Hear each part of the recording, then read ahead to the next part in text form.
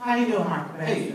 I'm inspired by you and what you do. Thank you. I know Cheryl Girl. I seen her a couple of weeks ago at the club. But I'm here on behalf of the new Black Panther Party and Freedom Voices.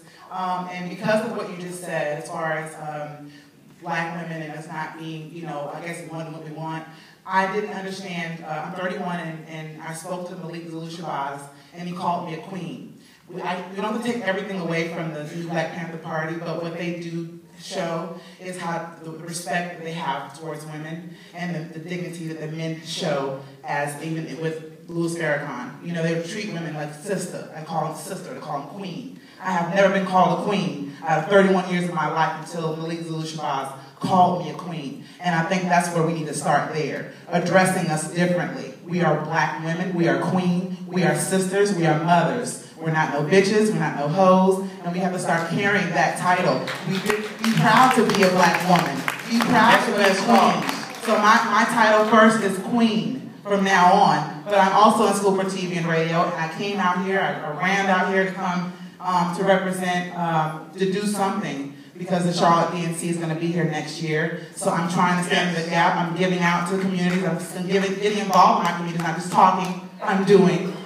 So you'll see a lot of me. I'm trying to be like you and stand beside you and support our community, because Charlotte, North Carolina, only 5% of people voted here in Charlotte, North Carolina. 5%. Yeah. So you're talking a good talk, and they say amen and all that, but no one's doing any action. It's time to get off your asses and stop talking like you're going to do something and just do it. Thank you. Thank you, Queen, for the asses. Wait, keep it real.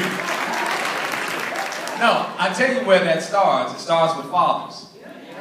And one of the things that I found in the women that I date is very different. Women who have their fathers are very different than women who didn't have their fathers. Didn't make them better or worse, but the women who have their dads, for me, in my experience, were less likely to let me walk over them.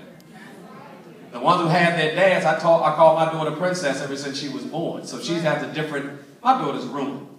In a good way. The way that good fathers ruin their daughters. I mean, you talking about setting examples. That's really what the problem is, that we don't have men, and sometimes we don't have women allowing men to be fathers either. So we got to balance it out. Men are not, we got some deadbeat dads, but sometimes women, because he's not with her anymore, he divorces you, he didn't divorce his kids. So sometimes women, you all can help out a lot more by setting aside your animosity with us and allowing that man to be with his kids, regardless of what you are. If he's not abusive, let him see his children. Yes. Sir, yeah, you got your hand up. No, stand up. Oh, yeah, you got to stay up. One of the things that I would share. How you doing? I'm doing wonderful. How about yourself? Good. Wonderful. One of the things that I would share with men is that, as you forestated, that a lot of times men get locked on